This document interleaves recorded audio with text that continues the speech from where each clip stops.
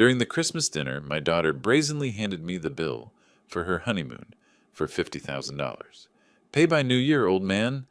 In front of all the stunned guests, I smiled, took out my gift, and revealed it. When she saw what was inside, her face turned pale and she screamed, "This is impossible!" Before continuing, subscribe to the channel and write in the comments what time it is in your region right now. The carburetor clicked into place on the first try. After 3 weeks of wrestling with that temperamental piece of machinery, my 1967 Mustang finally purred to life like it remembered how to be young again. I shut off the engine, wiped my hands on an old rag, and checked my watch. 6:47 p.m. Early for me to call it a day, but sometimes the universe decides to throw you a bone. I walked from the garage toward the house, keys jingling in my pocket. The September evening air in Scottsdale carried that particular quality of heat that makes you grateful for air conditioning. The kitchen window was open. Violet always complained about the stuffiness, and that's when I heard voices drifting out. I stopped.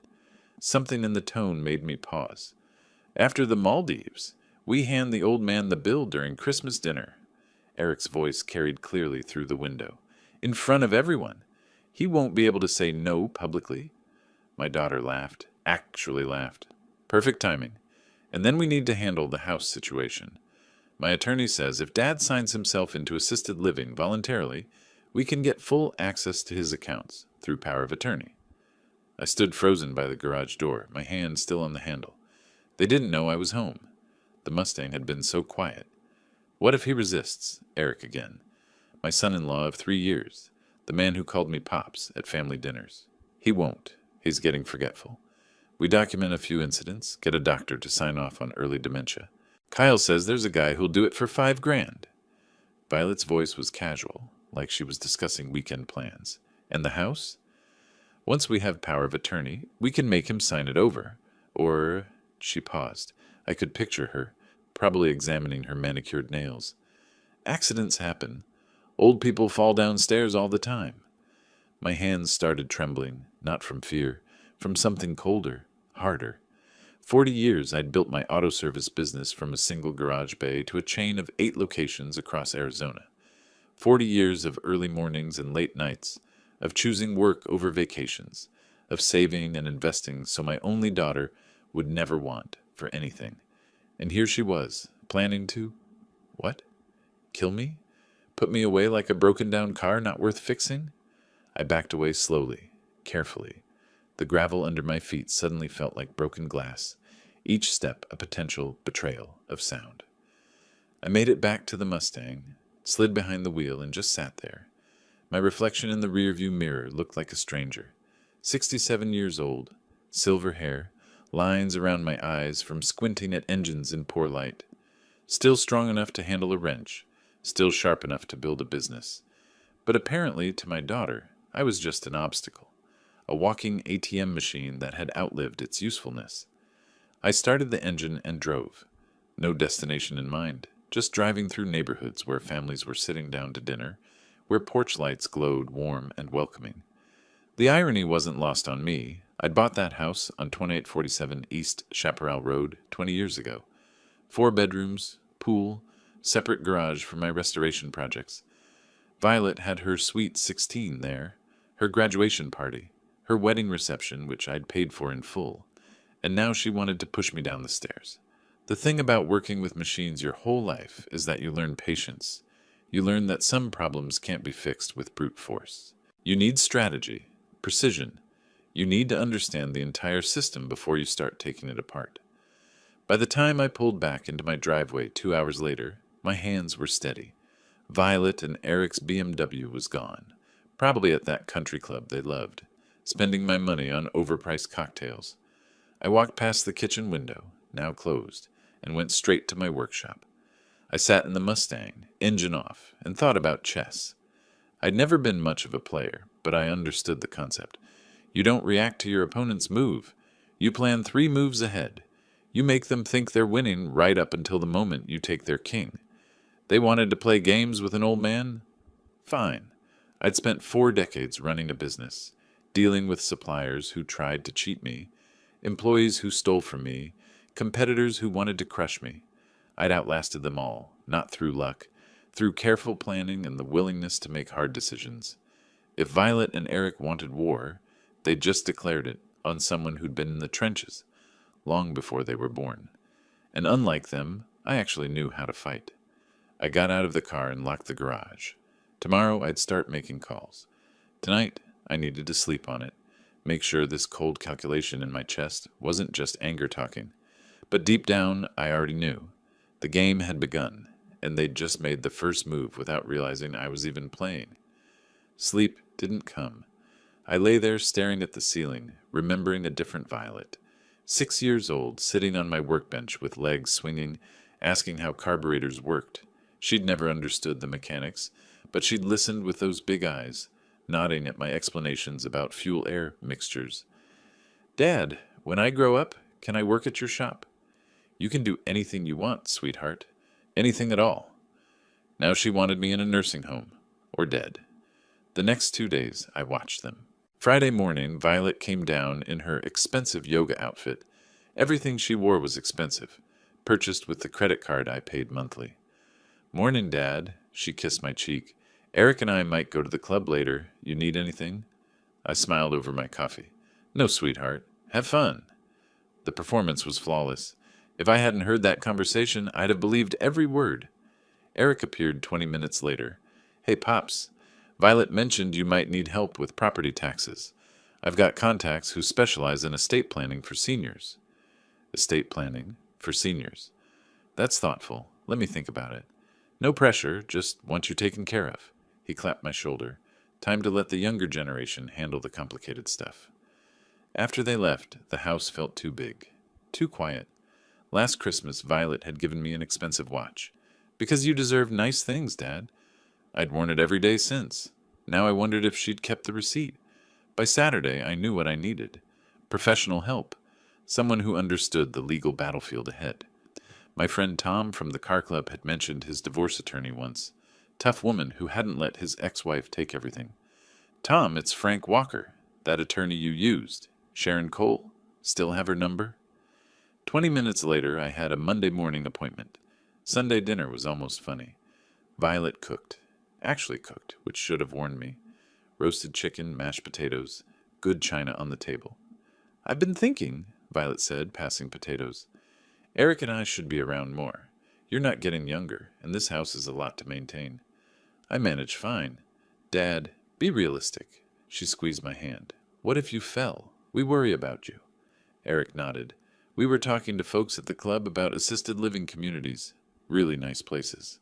Paradise Valley. Assisted living has—" "I'm not interested." Violet's expression flickered, irritation crossing her face before the concerned daughter mask returned. "We're just trying to help." After they left for a party, I cleared dishes and thought about how my daughter had looked at me like I was a stubborn child. Monday morning, I found Sharon Cole's office on North Scottsdale Road. 3rd floor, clean and efficient. She was early 50s, sharp eyes, firm handshake. "Mr. Walker? Tom speaks highly of you. What can I do for you?" I told her everything. The conversation, the forged documents, the convenient accidents. Laid it out like diagnosing engine trouble. Factual, organized, unemotional. She listened, taking notes. When I finished, she leaned back. "Mr. Walker, if you transfer assets into an irrevocable trust, there's no walking it back. That money is gone from your control forever." "I understand. You're willing to essentially disinherit your daughter?" I met her eyes. "My daughter is planning to kill me or lock me away. She wants my money now and wants me gone. So yes, I'm willing." Sharon nodded slowly. "Then let's talk charitable trusts. But we need documentation. Proof of what you heard." "Not yet." "Then that's step 1. Solid evidence that'll hold up if they challenge this." She pulled out a business card. "Private investigator I've worked with. Retired detective. Discreet. Walter Hicks. A phone number. How long will this take?" "To set up the trust? A few weeks for paperwork. But to do this right, make it bulletproof? 3 months minimum. Can you live with them that long, knowing what you know, and act normal?" I thought about 40 years of dealing with difficult customers, bad employees, worse competitors, about patience and strategy. I can wait, and while I wait, I'll let them think they're winning. Sharon smiled, not warm, but approving. Then let's get started. They want your money? Let's make sure they never see a dime. I left her office feeling something I hadn't felt in 2 days. Purpose. Direction. The trembling was gone. In its place was something steadier, colder. I drove home and walked into the house where my daughter sat laughing at her phone. She looked up, smiled that perfect smile. "Hey, Dad, how was your day?" "Good. Really good, actually. I've been thinking about what you said, about planning ahead. Maybe you're right. Maybe it's time I got my affairs in order." Her eyes lit up. "Really?" "Oh, Dad, that's so smart. Eric will be thrilled. He knows great financial planners." "I'm sure he does." I headed toward my workshop. "I'll think about it. No rush, right?" "Right. No rush at all." I closed the workshop door and allowed myself one small smile. They thought they were so clever. They had no idea what was coming. The game was on, and this time I was playing to win. Wednesday morning, September 25th. The coffee shop Walter Hicks chose sat on the edge of Scottsdale, the kind of place where truckers stop for breakfast, and nobody asked questions.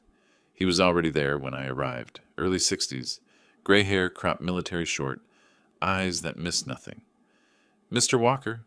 He didn't offer his hand, just gestured to the booth. "Professional. I like that." I outlined what I needed. Recordings of conversations. Proof of intent. He listened without interrupting, occasionally making notes. "Hidden cameras with audio," he said finally. 3 locations should cover it.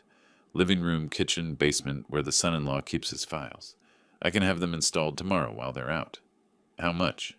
$8,500 for equipment and installation. Weekly reports included. You want video or just audio? Video. I want to see their faces when they talk about me. Something flickered in Walter's expression. Understanding, maybe. "I'll need access for about 3 hours. Can you arrange that?"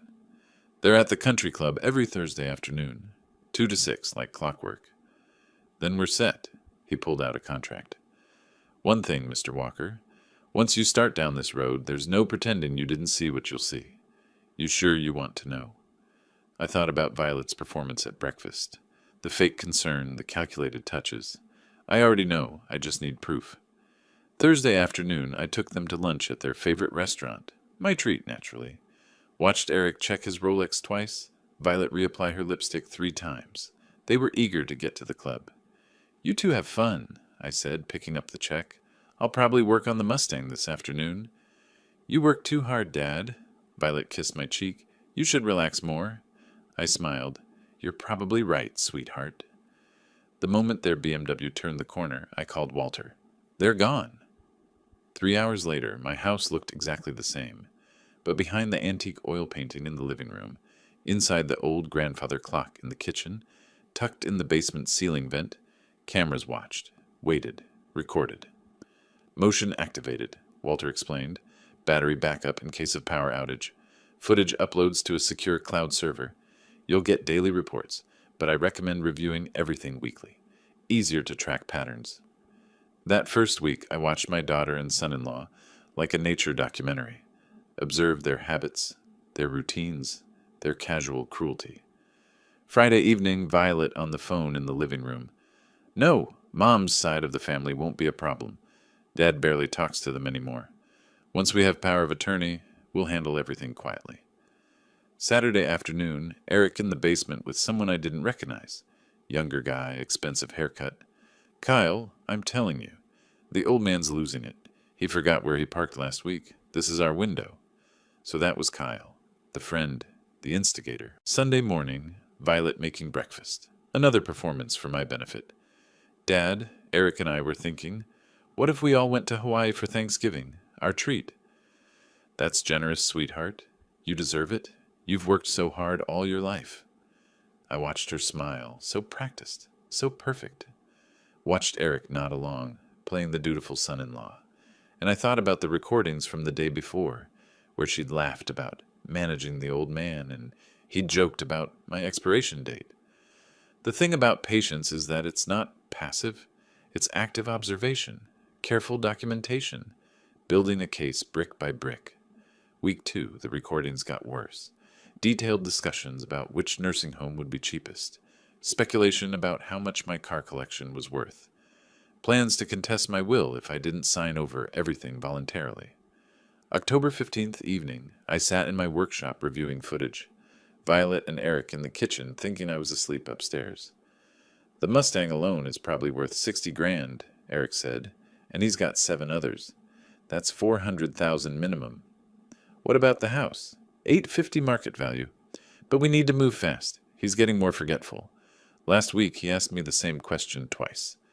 I hadn't. I'd been testing them, seeing if they'd use my supposed confusion as ammunition. They had. By November 15th, I had 47 hours of recordings. 47 hours of my daughter plotting to rob me, discussing my death like a business transaction, planning my imprisonment like I was an inconvenient obstacle. The worst moment came on November 8th. Eric standing in my basement, phone to his ear. Kyle, the insurance policy is solid. Maximum payout. Minimal questions. All we need is the right circumstances. Old guy, stairs, tragic accident, happens every day. Violet's voice from upstairs. Eric, who are you talking to? Nobody, babe. Just checking messages. Then her footsteps on the basement stairs. I called Paradise Valley Assisted Living today. They have an opening next month. $6,800 a month, but they include all meals and medical care. That's actually cheaper than what he spends now on utilities and food. Exactly. And once he's there, we file for full power of attorney. They said with the doctor's signature about cognitive decline, it's straightforward. Your attorney found a doctor. $5,000 cash. No questions asked. I sat in the Mustang that night, not in my workshop, but in the driveway, engine off. The recordings played through my phone, their voices tinny but clear. My hands didn't shake anymore. The pain had crystallized into something harder, colder. Purpose. I called Sharon Cole. I'm ready. I want to move forward with everything. You have the proof? 47 hours of it. Then let's burn their world down. Mid-November, Arizona mornings carried that perfect coolness before the heat kicked in. I sat across from Sharon Cole in her office, a notary named Patricia Martinez beside her. Between us, a stack of documents 3 inches thick. This is the irrevocable trust agreement, Sharon said. Once you sign, you cannot change your mind. The money belongs to the Frank Walker Educational Foundation. You'll retain $200,000 for living expenses, but the remaining $2,850,000 goes into the foundation permanently. And they can't contest it, not successfully. Arizona law is clear. You have the right to dispose of your assets however you wish. Add in your cognitive assessments from 3 independent specialists, and any challenge collapses immediately. The cognitive tests had been Sharon's idea. 2 neurologists and 1 psychiatrist had put me through hours of evaluation, memory tests, logic puzzles, comprehensive interviews. All 3 concluded the same thing, sharp as ever. What about the house? I asked. That's separate. You can sell it to anyone, anytime. But I'd recommend acting fast. You want the sale completed before they can challenge anything. I'll find a buyer. Patricia, the notary, arranged her stamp. Mr. Walker, I need to ask, are you signing these documents of your own free will? Is anyone coercing you? Nobody's pressuring me. This is exactly what I want to do. And you understand the permanent nature of an irrevocable trust? I understand perfectly.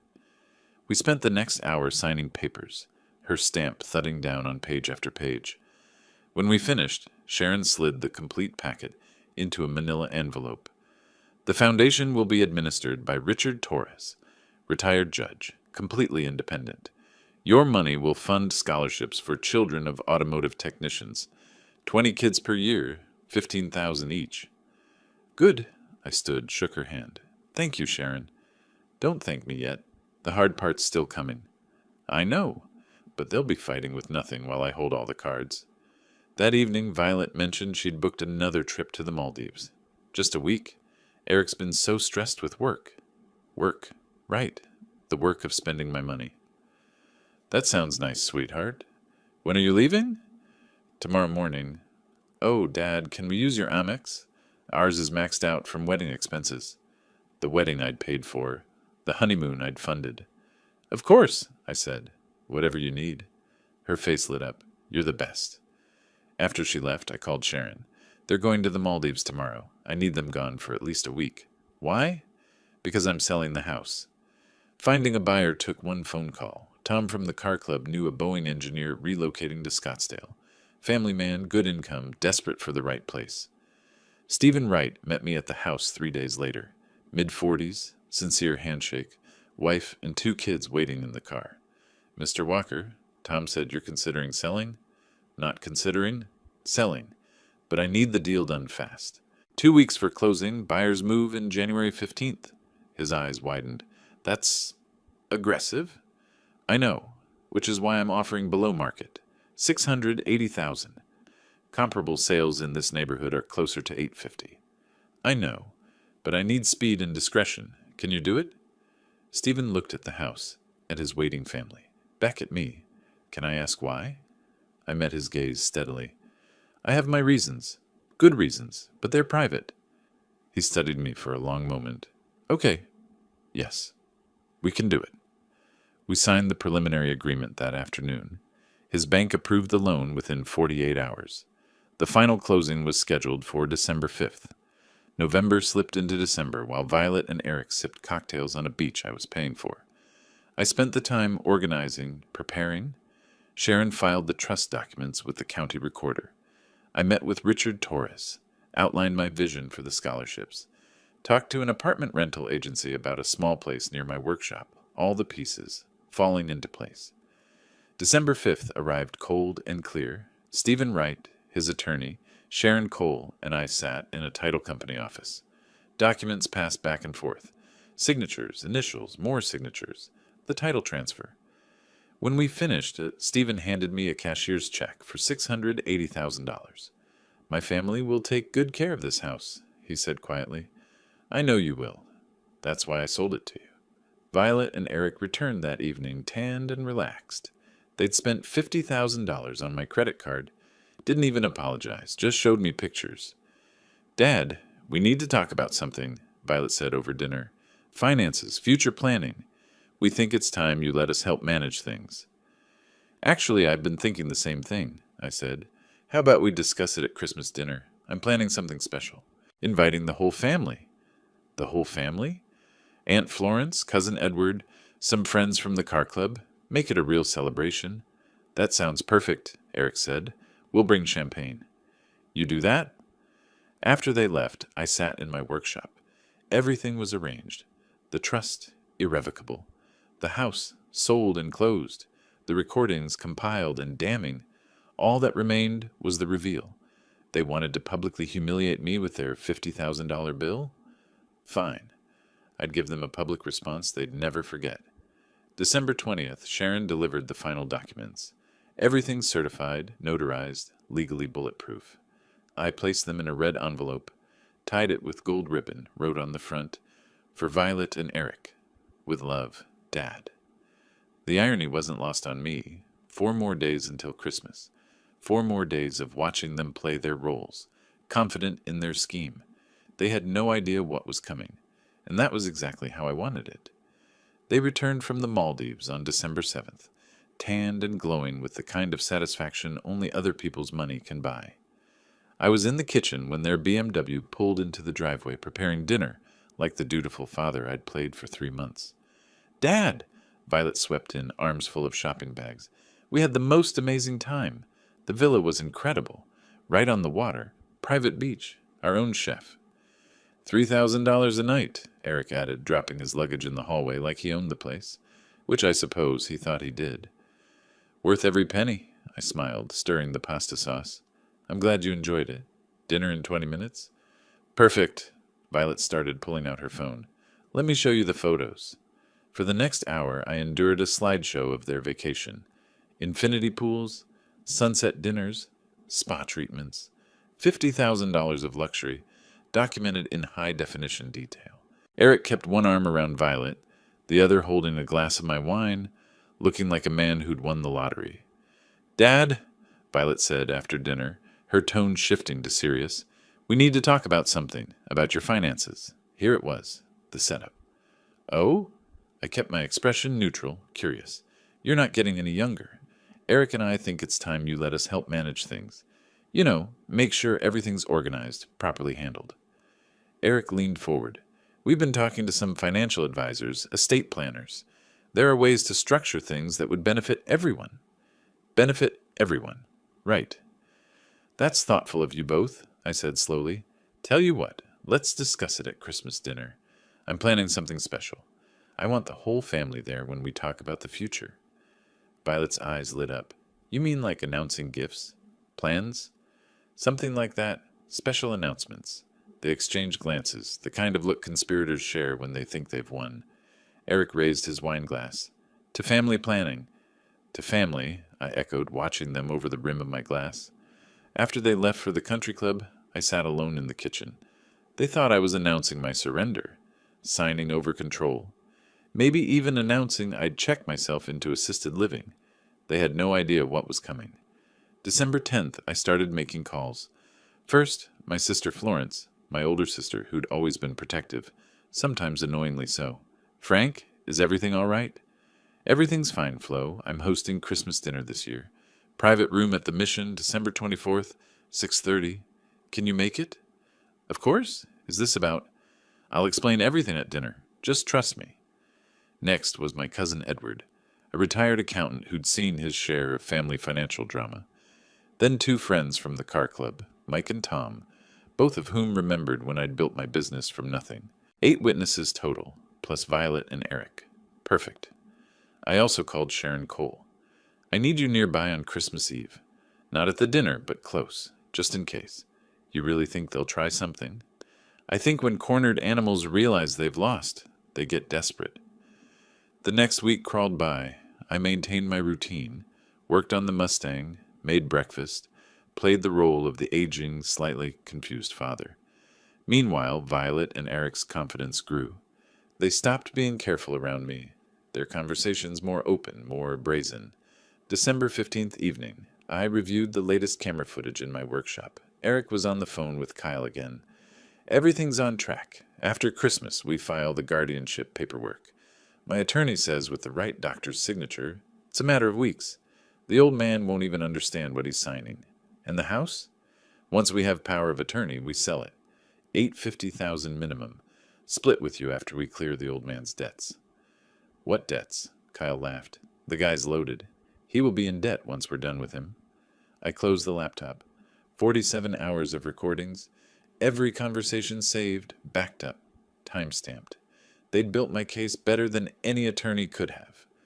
December 20th arrived cold and bright. Sharon called at noon. I have everything. Trust documents, house sale, medical evaluations. All registered, all legal, all bulletproof. Good. Frank, are you sure about this? Once you do this, there's no relationship left to salvage. Sharon, there hasn't been a relationship for a long time. I just didn't want to see it. That afternoon, I took the documents she'd prepared and placed them in a red envelope, the kind you use for Christmas cards, added a gold ribbon, wrote on the front in my careful handwriting, "For Violet and Eric. With love, Dad." The irony tasted bitter. December 24th dawned clear and cold. Christmas Eve. I dressed carefully, my best suit, the watch Violet had given me last year, polished shoes. If this was going to be a performance, I'd look the part. The Mission's private dining room cost $1,200 to rent. Last expense on the corporate card before I closed it. The room was perfect, intimate but formal, with high ceilings and warm lighting. I'd ordered the best menu they offered. Duck, lobster, premium wine at $180 per bottle. Go out with style, at least. I arrived early, placed the red envelope on the chair next to mine, adjusted my tie in the mirror. In a few hours, everything would be different. No more pretending. No more watching my daughter plot my destruction while smiling at me over breakfast. Just the truth. And the truth, as they say, will set you free. 6:30. They arrived like it was their coronation. Violet wore a red dress, designer, expensive, probably purchased with my credit card. Eric had on a suit that cost more than most people's monthly rent. They entered with the confidence of people who believed they were about to inherit millions. "Dad!" Violet kissed my cheek. "This is gorgeous. For family? Always worth it." Florence arrived next, my sister, sharp-eyed and skeptical. Then Edward, my cousin, followed by Mike and Tom from the car club. Everyone settled around the table as servers brought out appetizers. The meal was excellent. I made small talk, played the gracious host. Violet kept glancing at me, anticipation building. Eric touched her hand periodically, little reassuring squeezes. After dessert, Violet stood up. She had a white envelope in her hand. "Before we finish," she said, voice carrying practiced sweetness, "Eric and I wanted to thank Dad for everything, especially for making our Maldives trip so special." She walked over, placed the envelope in front of me. Inside, a bill from Maldives Paradise Resort, $50,000 itemized in neat columns. "We thought Christmas Eve would be perfect to settle this," Violet continued, "with everyone here. Pay it by New Year's, old man. It's the least you can do for your only daughter." Old man. She'd said it, right there, in front of everyone. Not Dad, just old man, like I was some stranger she was invoicing. The room went silent. Florence's fork clinked against her plate. Edward stared at his wineglass. I looked at the bill, then at my daughter, her expectant smile, her confident posture, and I smiled. Not a warm smile. A thin, cold smile that made Violet's expression flicker with uncertainty. "What a thoughtful gift, sweetheart." I pulled out the red envelope. "I have something for you, too. Open it here. I want to see your reaction." Violet took it, confidence returning. She probably thought it was a check. She ripped open the envelope, pulled out the first document. Deed of Trust for Frank Walker Educational Foundation. Her smile didn't just fade, it crumbled. Color drained from her face like someone had pulled a plug. Her eyes scanned the document once, twice, her hand starting to shake. "What? What is this?" "Keep reading. There's more." She pulled out the second document. Her hands trembled now, fingers fumbling. "Sale agreement. 2847 East Chaparral Road. Buyer, Stephen Wright." The paper slipped from her fingers. Violet's face went from pale to ashen, her mouth opening and closing without sound. She looked like she'd been punched, all air gone, unable to process. Eric grabbed the documents. You couldn't have..." His voice came out strangled, panicked. "This isn't legal." "It's completely legal. Keep looking. One more item." Violet pulled out the DVD case. Her hands shook so badly she nearly dropped it. Written in black marker, September-December, 2024. The truth. "The first document," I said calmly, "is an irrevocable trust. $2,850,000 now belongs to the Frank Walker Educational Foundation. It funds scholarships for automotive technicians' children. I no longer control that money." Eric's face went from tan to gray. His mouth worked, but only a croak came out. "The second document is the sale of my house to the Wright family. Closed December 5th. They take possession January 15th. Violet made a sound, between a gasp and a sob. Her knees buckled. Eric caught her arm, but he looked just as unsteady. "That gives you 3 weeks to find somewhere else to live." "This is impossible." Violet's voice came out as a shriek. "That's my house. I grew up there. It was my house. Now it's the Wrights' house." Florence leaned forward. "Frank, what's going on?" "And the DVD contains 47 hours of recordings, video and audio. Every conversation you two had from September through December, discussing how to put me in assisted living, planning to forge documents about my decline, talking about staging an accident with the stairs." Eric stumbled backward. His face went through several colors, gray, then red, then sickly white. "You were spying? That's illegal?" "Actually," a voice said from the doorway. Sharon Cole stepped into the room. "In Arizona, property owners have every right to install security cameras in common areas of their own homes. Everything Mr. Walker did is completely legal." Violet's legs gave out. She sat down hard, staring at the documents. Her perfect makeup was smudged, hair disheveled. She looked smaller somehow, shrinking before my eyes. "Dad?" she whispered, voice breaking. "This isn't... You don't understand." "I understand perfectly." I stood up, looked down at them. "I understand that you spent 3 months plotting to rob me, imprison me, possibly kill me. I understand that you saw me as nothing but a wallet with an inconvenient pulse. I understand exactly what you are." Eric tried once more, voice desperate. "We can explain." "Save it for your lawyer. You're going to need one." I held up their $50,000 bill. "Merry Christmas. The Maldives bill? That's your problem now. Along with finding somewhere to live and figuring out how to survive without my money." Violet's face crumpled. Tears streamed down her cheeks, taking mascara with them, but I felt nothing. No guilt, no regret, just cold satisfaction. Merry Christmas, everyone. Thank you for being here. The meal is paid for. Please, enjoy your evening. I walked out into the cold December night, leaving my daughter sobbing and my son-in-law staring at documents that had just destroyed their lives. And for the first time in 3 months, I felt like I could breathe. I didn't go home. Couldn't, really. It wasn't my home anymore. Instead, I drove to my workshop, parked the Mustang inside, and sat there in the silence. My phone started ringing within minutes. Florence first. "Frank, what just happened? Are you all right?" "I'm fine, Flo. Better than fine, actually. That was—" she paused. "That was brutal. Necessary, maybe, but brutal. They were planning to kill me." The words came out flat, factual. "Or lock me away and steal everything. I just beat them to it." She was quiet for a moment. "The recordings. You really have proof?" 47 hours of it. Every word documented. "Then you did what you had to do. Come over tomorrow. We'll talk properly." Edward called next, then Mike, then Tom. Same conversation, different variations.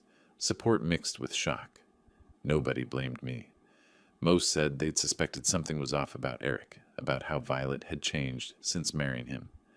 I slept in the workshop that night, on the old couch I kept for late-night restoration sessions.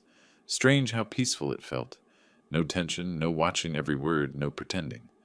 December 26th dawned cold and clear. I made coffee on the workshop hot plate, worked on the Mustang's timing until my hands stopped shaking. The carburetor needed adjustment. Simple, mechanical, solvable. Unlike family. My phone buzzed. Sharon Cole. "Frank, I assume you've seen the news?" "What news?" "Violet and Eric are telling everyone you're senile, that you were manipulated by predatory lawyers, meaning me, into signing away your assets. They're building a narrative." I almost laughed. "Let them.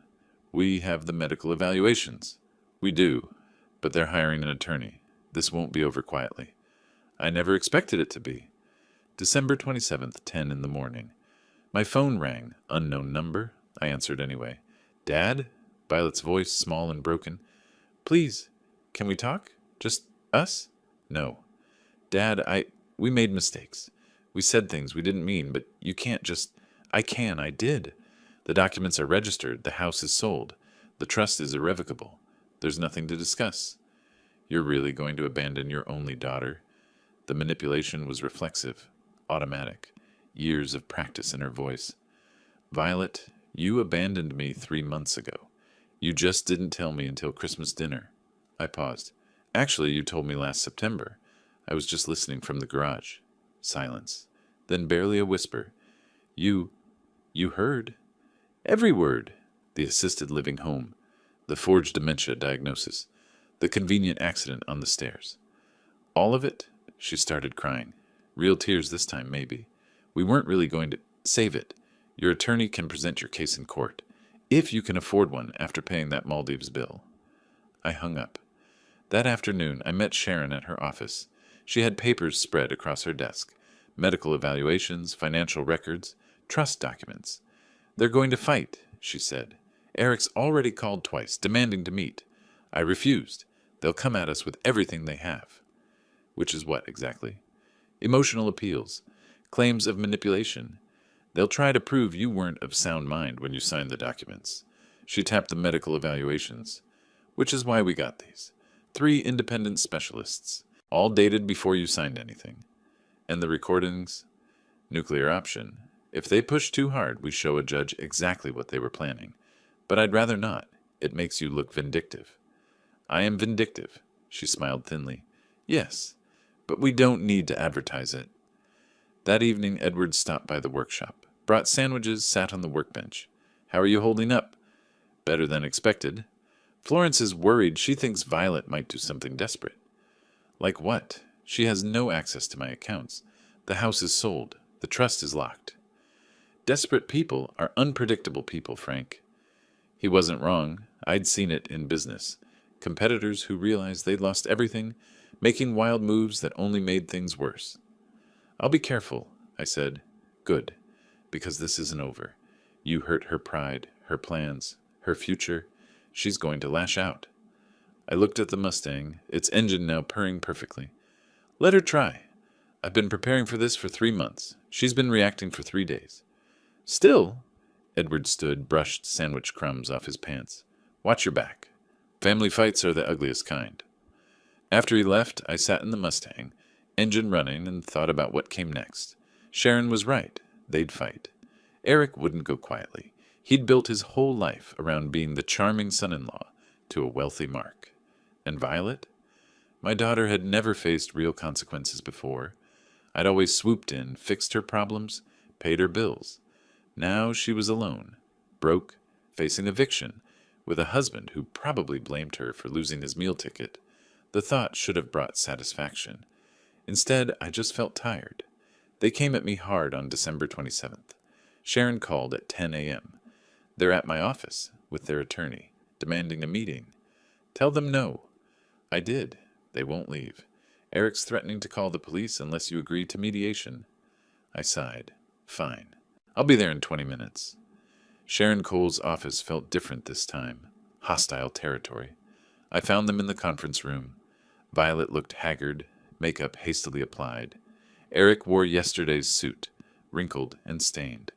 Their attorney was young, maybe 30, with aggressive eyes. Mr. Walker. The attorney stood. Kyle Miller, I know who you represent. I didn't take his hand. Sat down across from them. You have 15 minutes. Kyle Miller bristled but controlled it. My clients believe there were irregularities in the asset transfer. They're prepared to file suit challenging the trust and house sale on grounds of diminished capacity. Sharon leaned forward. Your clients are welcome to file. Mr. Walker underwent comprehensive cognitive evaluations by 3 independent specialists. All results excellent. Evaluations can be influenced by what? Sharon's voice was ice. By reality? Mr. Walker scored in the top percentile for his age group. Kyle shifted tactics. Then we'll argue undue influence. You manipulated him into legally disposing of his own assets. In Arizona, that's called property rights. Parents have 0 obligation to leave anything to adult children. Eric's voice shook. This is insane. You can't just steal everything. I didn't steal anything. My voice came out cold. I gave my money to people who deserve it. You two don't. Violet's face crumpled. Dad, please. We'll apologize. You'll what? Promise not to put me in a nursing home? Not to forge documents? Not to stage an accident? The room went silent. Kyle Miller's face paled. What are you talking about? I pulled out my phone, opened the video file, pressed play. Eric's voice. Kyle says there's a guy who'll sign off on dementia for $5,000. Violet's response. What about the stairs? Old people fall all the time. I stopped the recording. I have 47 hours like that. Dated. Time-stamped.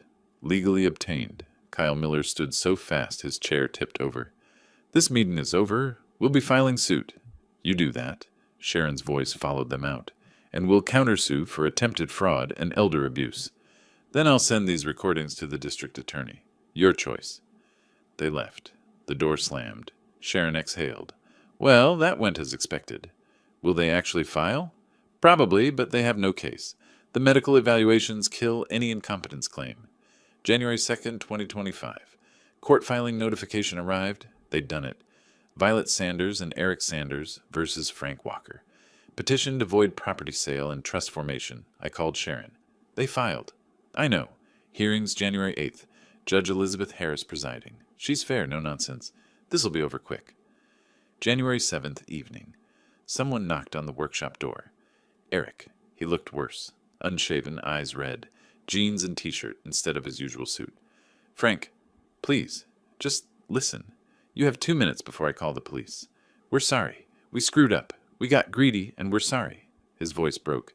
But Violet's falling apart. She hasn't eaten in days. This is killing her. She should have thought of that before planning to kill me. We weren't really going to... He stopped, saw my expression. Okay, we talked about it.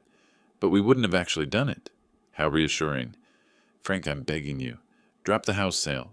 Let us stay until we figure something out. The house is sold.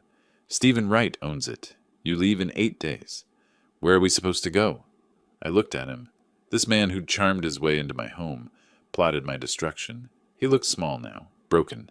That's not my problem, I said. You made your choices. Live with them. He left without another word. January 8th, 9 a.m. Maricopa County Superior Court.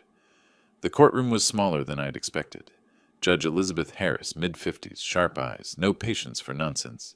Kyle Miller presented their case. Emotional appeals, claims of manipulation, allegations that Sharon had taken advantage of an elderly man. Sharon countered with medical evaluations, financial records, timeline documentation. Cool, professional, devastating, Judge Harris interrupted. Mr. Miller, do you have actual evidence of incompetence? Medical opinions? Your Honor, the fact that Mr. Walker gave away millions is his legal right. Do you have evidence or not? Kyle Miller floundered. Violet started crying. Eric stared at the table. Judge Harris reviewed documents for 15 minutes. Then, petition denied. All transactions were legal and executed by a person of sound mind. The defendants have until January 15th to vacate the property. This court is adjourned. Eric bolted from the courtroom. Violet sat frozen, tears streaming silently. I walked out into the Phoenix sunshine, Sharon beside me. It's over, she said. Not quite. They still have to leave. You'll go to the eviction? I thought about seeing my daughter's face one last time as she lost everything. Yes, I said. I'll be there. Because some things you need to see through to the end. January 15th, 9 in the morning, I pulled up to 2847 East Chaparral Road one last time. Stephen Wright's moving truck sat in the driveway, two guys already carrying furniture inside. A rental van blocked the street, Eric and Violet's escape vehicle, loaded with whatever remained of their life here. I parked across the street, stayed in the Mustang, watched. Violet appeared first, carrying a box marked Kitchen. Her hair was pulled back in a messy ponytail, no makeup, wearing jeans and an old sweatshirt I'd bought her years ago. She looked small, diminished, nothing like the woman who demanded $50,000 at Christmas dinner. Eric followed with suitcases. His expensive suit was gone, replaced by cargo pants and a t-shirt, no Rolex on his wrist. He moved like a man carrying more than luggage, the weight of complete failure. I got out of the car. Eric saw me first. His face went through several emotions, surprise, rage, something that might have been shame. He dropped the suitcases. Come to gloat? His voice was rough, probably from yelling or crying or both. Just here to hand over the last documents. Final utility transfers. How generous? He spat the words. You destroyed us, Frank. You happy now? I looked at him, really looked. The man who'd charmed his way into my home, called me Pops while plotting my death. Now he looked tired, beaten, ordinary.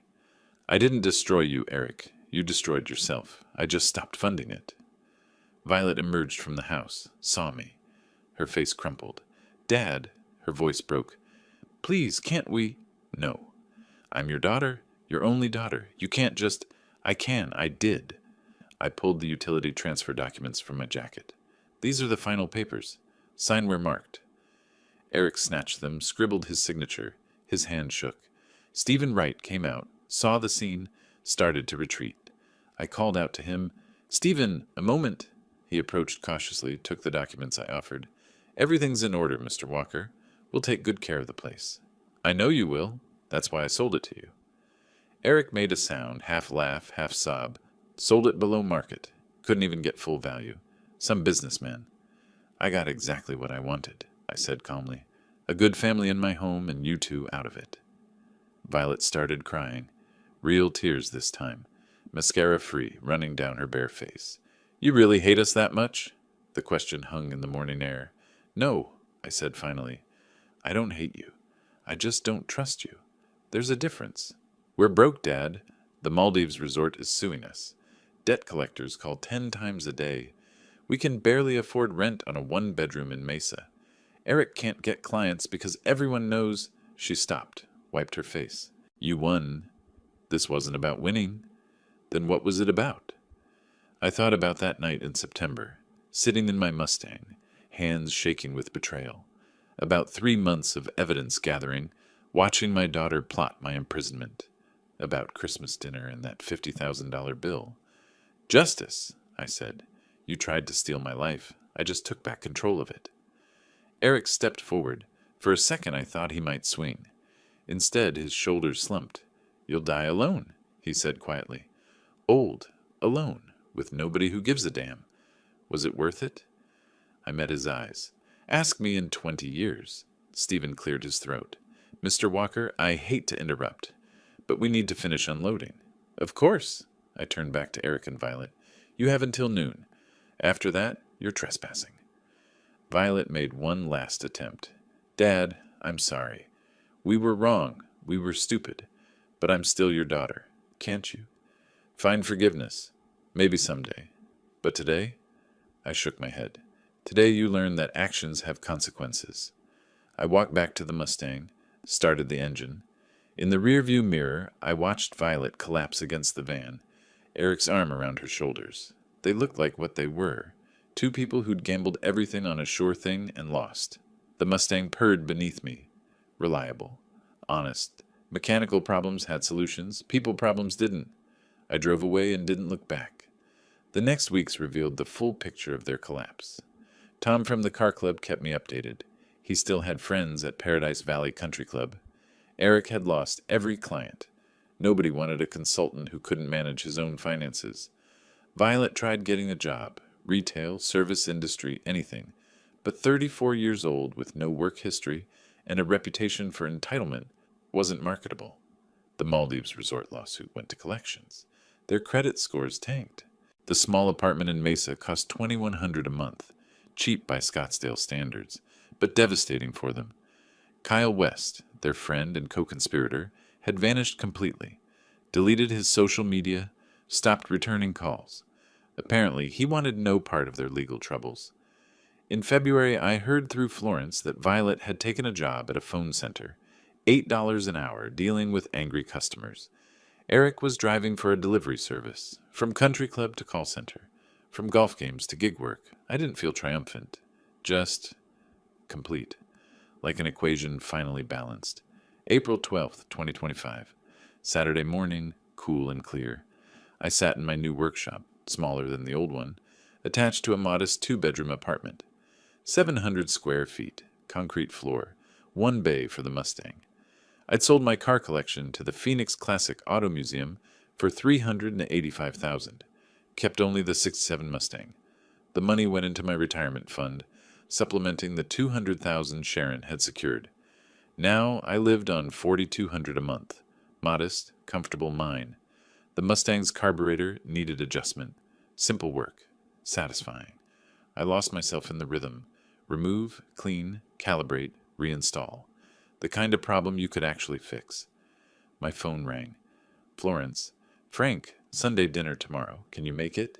Will Violet be there? A pause. No.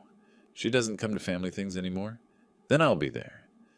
After I hung up, I thought about that. My daughter, excluded from family gatherings. Not by decree, but by her own shame.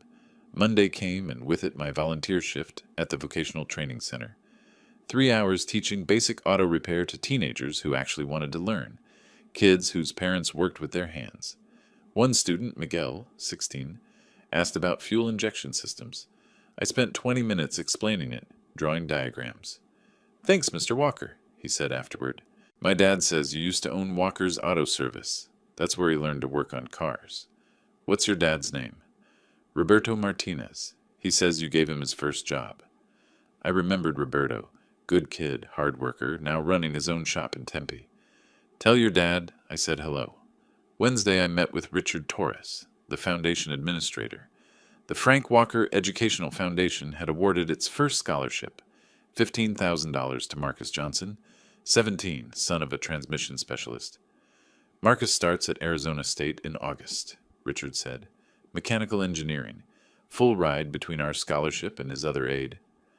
I looked at Marcus's photo, young, bright smile, his father's grease-stained hands on his shoulders. That's one. How many can we do annually? Based on current fund performance, 12 to 15 students per year, maybe 20 as the endowment grows. 20 kids, every year, learning trades, getting education, building futures. I thought about Violet, working for minimum wage, about the Maldives villa and the $50,000 bill. Make it 20, I said. Find a way. That evening, I found a letter from Kyle Miller, Violet and Eric's attorney. They were making one last attempt to challenge the trust. I called Sharon. They filed again? Third time. Judge dismissed it this morning.